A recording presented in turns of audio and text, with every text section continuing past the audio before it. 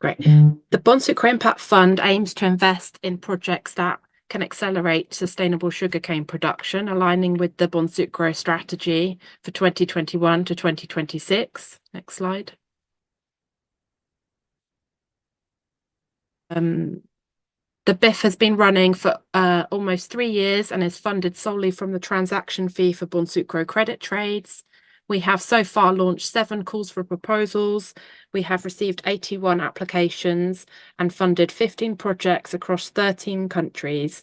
We've also allocated over £1.1 million in grants. Next slide. Bonsucro credits are an important approach for us to reward producers from certified mills and farms to drive impact through the investment in the Bonsucro Impact Fund, and also to facilitate buying credits so that members can achieve their sustainable procurement targets. Next slide. And now that our portfolio is growing and some of our projects are coming to a close, we're starting to document the results and learning achieved, as well as the resources produced. This webinar will be part of a series sharing the stories of change brought about through the project supported by the BIF. We aim to share and learn from each other, support and facilitate replication of the initiatives, as well as bring about increased impact year on year. I'm pleased now to hand over to Louise Foloni, Project Coordinator at Assobari, to tell us all about their project. Thank you very much, Louise. So Assobari, together with the cooperatives and members, we carried out a project supported by Bonsucro to use sugarcane intercropping in the beginning of the establishment of sugarcane by using no-till system and the integration farming and livestock and trees. So we wanted to have mass on top of the soil to try and gain advantages that we have from no-till planting, and also reducing chemical product use and insecticides and herbicides with the increased use of biologicals and an improvement in the soil biota. Next slide. So in the field, we had the trial, or 2 of them, in fact, one in clay soil and one in sandy soil. We had the 6 treatments with different types of crops, and each block had the 7-meter and 10-meter long, 7-meter wide, and in between the rows for sugarcane lines, from row to row, we planted different species of forage crops. So treatments. We chose 6 treatments. The first was standard, adopted by the local mill in the state of Sao Paulo. And for intercropping, we used rattle pod, crotalaria. The other one was forage turnip. And the other one was a mixture of seeds proposed by one of the participants. So we had the several seeds, buckwheat and brachiaria, that is mostly used in the case of the integration of livestock, cropping, and trees. So we had the assessments at 30, 60, 90, 120, 150, and 180 days after planting. Then we harvested and we saw the soil profile in terms of root system, and also we performed chemical and biological analysis of the soil. In the next slide, we can see the 2 areas. To the left, we have the clay soil, and to the right, we have the sandy soil. Here in the slide, we have results after 60 days of planting. again, clay and sand soil. So the intercrops did good, although it was a dry year. But sugarcane developed more slowly than we thought it would. At 120 days, that is the next slide, please.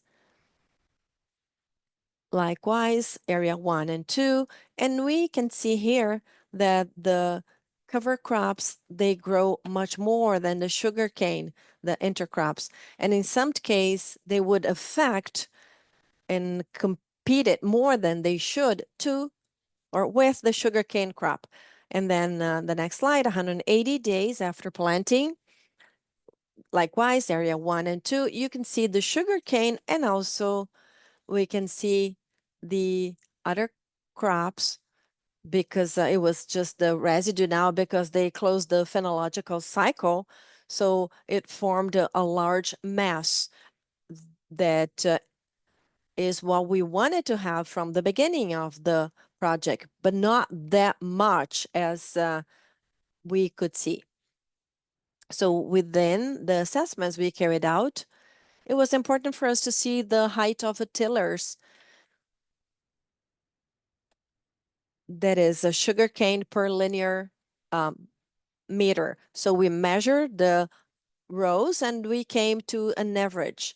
And here we have the results for the tillers of sugarcane in the different treatments, both for area 1 and 2. The only major difference here is that in the sandy soil, the development was much larger than it was in the clay soil. Another index that we have assessed was the percentage of coverage of the intercrop. For that, we decided to, let me close this light here, the sunshine. So to try and understand how much coverage we obtained in the interrow, in between rows. So you see that at 90 days, we had 100% coverage, 100% in between rows, plus 100% of the area of sugarcane, especially in the treatment 3, 4, and 5. Keep in mind that treatment 1 was the control. And in the sandy soil, this development was smaller, but anyhow, it was also very high. Another topic that was one of our goals, because of our not using herbicides in between rows, we had a reduction of 50% of the use of herbicides. We only used that in the planting row. So the control of plants of different species that were present was well controlled, especially in the critical competition time that goes up to 120 days. Afterwards, of course, we had some weeds coming up, but they wouldn't compete any longer with the sugarcane crop. Next slide shows us what we did in terms of harvest. So we used a machete to cut the sugarcane, the 3 central rows, and then we weighed that on a scale, and the results are shown in the next slide, please. So here we have the yield, both for the clay soil area and the sandy soil area. And here again, there is a certain variation that was marked in the clay area because the intercrops grew too much. They affected the main crop, that is the sugarcane. So it decreased its production, whereas in the sandy soil area, the development was not that intense. So we had productions, of course, below standard, but still a better yield of the sugarcane. That takes us reach a conclusion that is obvious. That is, if the intercrop didn't have grow so much, then the production of sugarcane would have been excellent. So we have 2 points here for us to think of: the size of the intercrop that we use and the amount of seeds that we have used. We followed the recommendations in the literature. So maybe here we should have a crop, an intercrop that would grow less with less green mass, not to affect the sugarcane. Now, in terms of final production costs, everything we spent with the inputs and services and crop protectants and the fertilizers, we have here stated in a simple way. The last side of the table, or the right side of the table, has dollars. So 2,000 dollars for treatment 1, and then it varied from 2.2 thousand to 2,000.3 dollars. $2,300, which was a little bit then higher than the standard cost, because we didn't use a lot of chemicals, but we did use biologicals. But we were unfortunate to have the sugarcane yield reduced because of this coverage caused by the intercrop.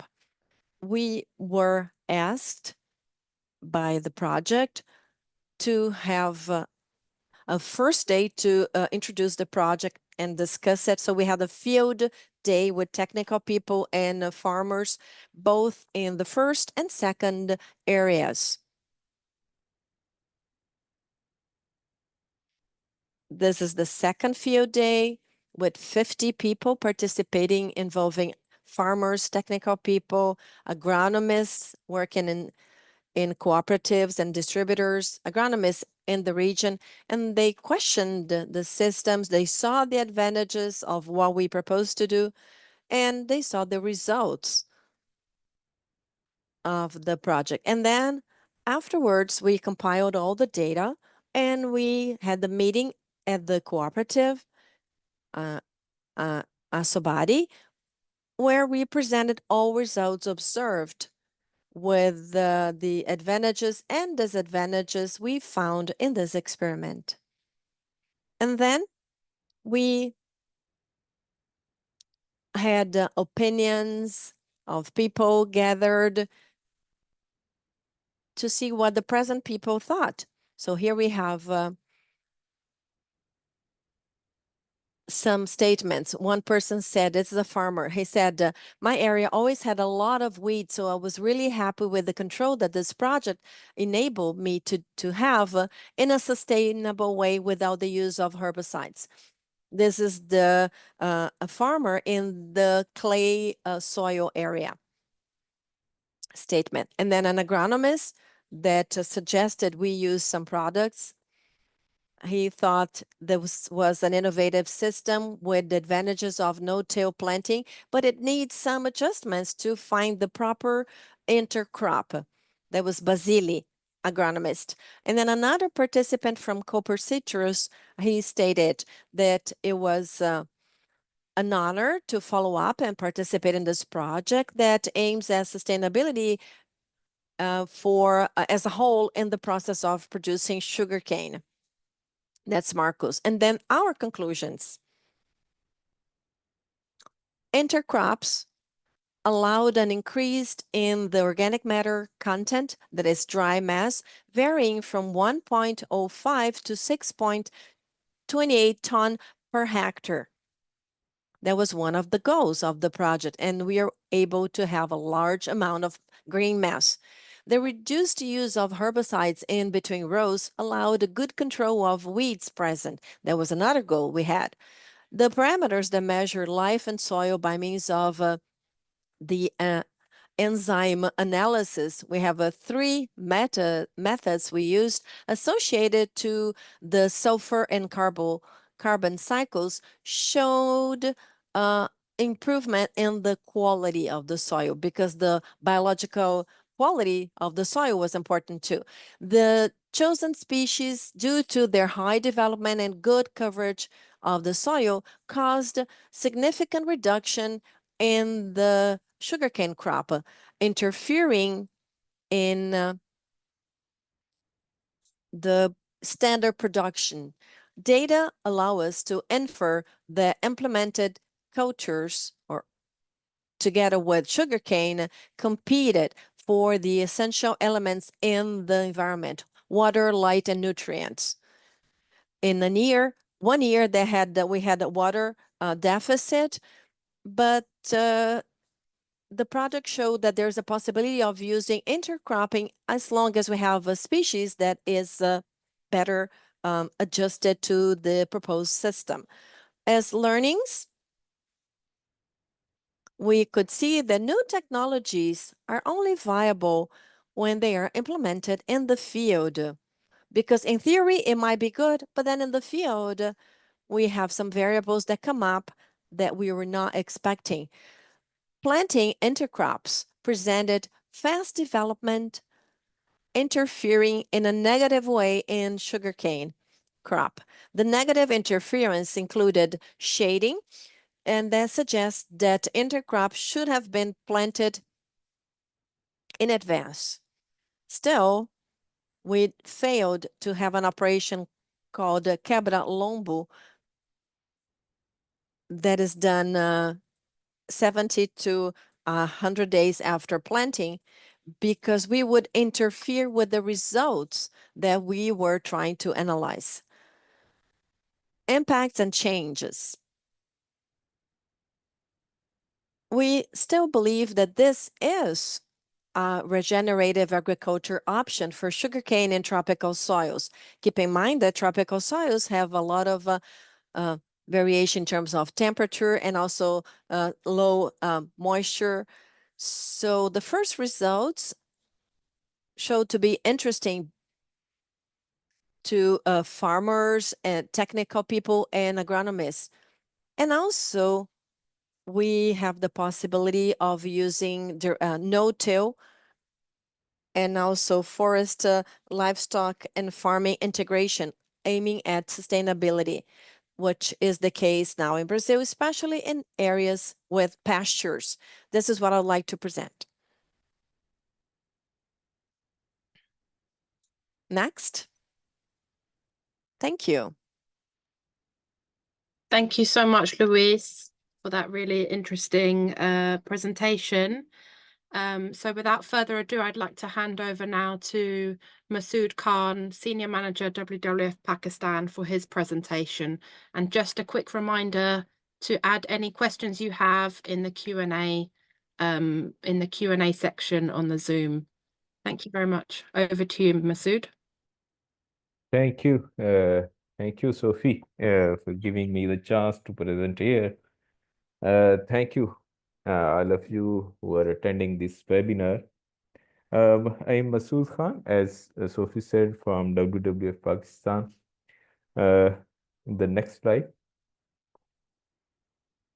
To set the tone, Pakistan is among 10 largest sugarcane producing countries of the world. We hold 5th position as an annual production of 88 million tons per year. Sugarcane is grown on more than 1 million hectares, and 60% sugarcane growers in Pakistan are smallholder, having less than 5 hectares of land. Yeah, next slide. Yes, we have a good history about sugarcane sustainability work. We have started a sugarcane sustainability initiative in 2006, where we have worked with different sugarcane producer, miller, and relevant stakeholder. We have started this journey with EU-funded water thirsty crop, where we worked on sugarcane as well as cotton. in district Faisalabad and Bahawalpur. Now, we can say there was vast experience while implementing this Bonsucro implemented funded project. And so it has provided us sound footing to implement successful implementation of this project. Yeah, the next slide. The recent Bonsucro funded project was implemented by WWF-Pakistan in collaboration with Sugarcane sugar mill, that is a sugar mill situated in Jhang district, having good research department working on sugarcane and other things. So we have taken them on board for different research activities and other things. So the next slide. The project was implemented in core cotton sugarcane growing districts of Jhang. These are the map of the district as well as the number of farmer field school which were established in this district. The next one. Next slide. Yeah, project have objective of building capacities of smallholding farmer on climate smart practices. We have built capacities of 2,000 farmer have producing sugarcane on 3,000 hectares. Yeah, next. There are stories start here. Yeah, next slide. Yeah, the main objective we have adopted farmer feed school. That is a very good practice that we have adopted to train literate or semi-literate farmer. This is the group-based learning approach where we have adopted effective and simple practical technique learning by doing, where farmer do simple field experiment under the guidance of a trained supervisor trainer, draw conclusion and make informed decision about their farming operations. The next slide. Yeah, the most powerful tool we have used in our farmer feed school is sugarcane ecosystem analysis. This is a very powerful tool where, no, the previous slide.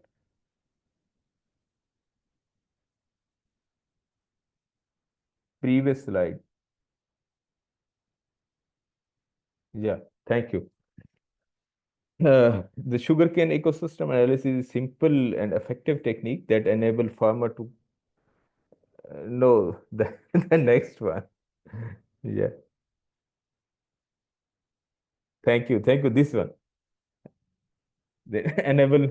So I was just explaining about sugarcane ecosystem analysis. Sugarcane ecosystem analysis is the technique where farmer uh, assess crop health, weather condition, water requirement, insect pest infestation. This practice was part of every FFS session. So this technique have trained farmer to make right decision about their farming practices and assess their crop in a better way. So this continuous practice of this uh, cotton sugarcane ecosystem analysis is that it enable farmer to make right decision with the passage of time without the supervision of a trained trainer. So the next slide. Yeah. Another powerful tool we have demonstrated all climate smart practices in the field so that farmer can practically observe these different climate smart intervention in one place and they are able to adopt these at their own field. Yeah, the next.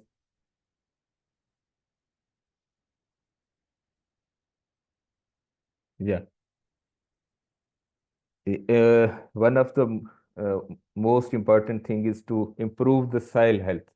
So for soil health improvement, we have demonstrated different alternate uh, of the synthetic pesticide. We have demonstrated compost, bacterial inoculum to improve soil health.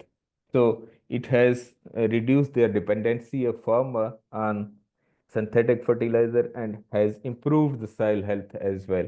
So the each demo sites were mapped with the support of GAES department of WWF Pakistan. So these are different locations where these demos were established. The next slide. These are the demo sites of bacterial inoculum where these were established to demonstrate climate smart practices to the farmer. These were established at different villages so that farmer can easily show their result and they can observe the things closely at the field level. So next. So as you know, you should be informed about your soil before deciding for application of nutrient and other things. So we have trained farmer how to get the soil sample and get them analyzed from the soil laboratory. So they should have knowledge about their soil before application of synthetic fertilizer or different bioproducts. So if the farmer were trained to take soil sample as well as analyze from the field and other things that we have demonstrated, there was a application, a diet application that was developed by University of Agriculture Faisalabad, how to calculate the amount of exact amount or optimum amount of fertilizer to apply in the field. So we have also demonstrated a Android application with the name of Khad Hisab, that is the Urdu name of that application, to enable farmer to calculate exact amount of fertilizer they are going to apply in their field. Yeah. Next.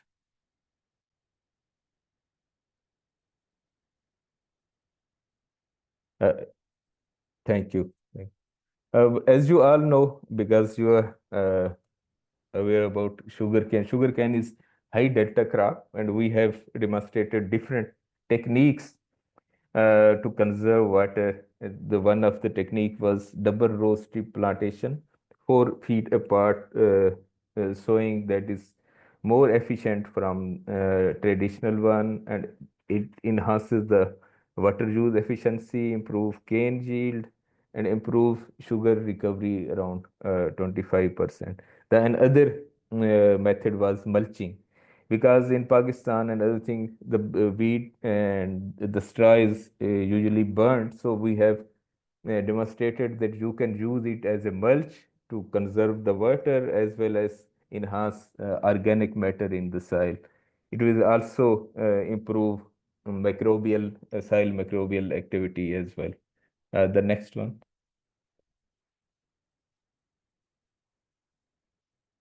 Next slide. Yeah, but in Pakistan, there is a manual plantation of sugarcane. So we have also demonstrated mechanical plantation that use less amount of sugar buds for plantation as compared to manual plantation. Yeah, thank you. The next, uh, next one. For crop protection, we have demonstrated different biocontrol measures among the farmer, including biocontrol, eco-spray, biocontrol agents to control the pest infestation. Along with this, we have trained farmer to differentiate between harmful and beneficial insects to and assess the pest infestation before going for any control measure. So it has reduced their dependency on chemical control measure or application of the pesticide to control the pest. Yeah. The next slide. So beside covering these all agronomic practices of the crop, we have also trained farmer, farm worker and mill worker on workplace safety so that they can avoid hazard at the workplace. So these trainings were conducted in the project area to train mill and farm worker to about workplace safety and decent work. The next one. This is also one of the aspect of the project that we have build the capacities of agriculture extension department and and sugar mill staff so that they can carry on the project intervention after its completion. Yeah, next one. So through all these efforts, we were able to create an impact on the ground. The farmer were able to reduce their cost of production as well as improvement in crop yield. So 25% reduction was observed in use of synthetic fertilizer as well as with the water conservation techniques. They were able to reduce around 25% reduction in irrigation water application. Likewise, reduction in cost of production was improved, as well as increase in productivity was observed. So with the reducing input cost was also 35%. So there was an overall a good sign that farmer has achieved good yield and reduced their cost of production as well. The next one. I know my time is ready. So these are some of farmer testimonial where they are showing the gratitude that they have, the project has benefited them. These are the farmer from different villages that they have shown that they have adopted the climate smart intervention. One is saying that their yield is increased, and other one is also showing that they have uh, unlike the conventional method, they have saved their half of our expenses. So one is talking about expenses and one is talking about that their yield is increased, and so this is the gratitude from the farmer. And we also have developed a video on this that is also available on YouTube as well. Thank you for your patience. Thank you.